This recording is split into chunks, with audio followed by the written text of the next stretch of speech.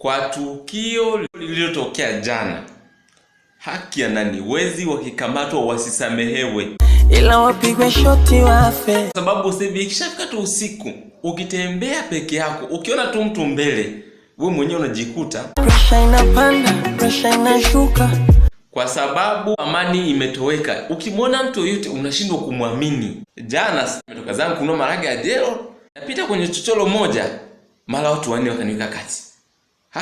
Mmoja wao akasema, "Oya, mateka mikono juu." Nikamwambia, bwana, jamani nitawekaje sasa mikono juu wakati nina maharage mkononi?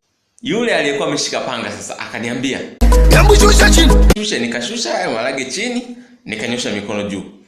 Mara mwingine akaniambia, toa na hizo hela zilizomo mfukoni. Nikamwambia, Vicenti haba mfuko umechina. Lilikasirika nikasema, acha kujifanya huna hela, toa hizo hela. Mimi hapo nikamwambia, jamani blaza, mfukoni hali mbaya, sio kama najitetea. Ameamulia wamechukua hayo maharage wameenda nayo, ndio hivyo bwana.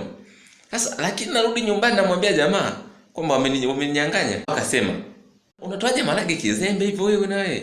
Sasa hivi ashumu wewe jamani, watu wanne wana silaha. Hivyo utawanyima wewe maharage kweli? Eti Zuchu wewe.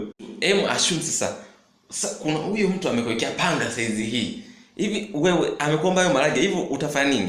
Nampatia. Na ungekuwa na vitunguu, mafuta, akakwambia naomba na vyote hivyo, wewe utamjibuje? Chukua vyote, chukua. Utatoa. Hivi wewe Ivan, ashumu sasa hata ni mimi tu mwenyewe nimekuweka hapa ile loba, piga panga hapa hivi, alafu nikakwambia naomba hayo maharage, utafanya nini?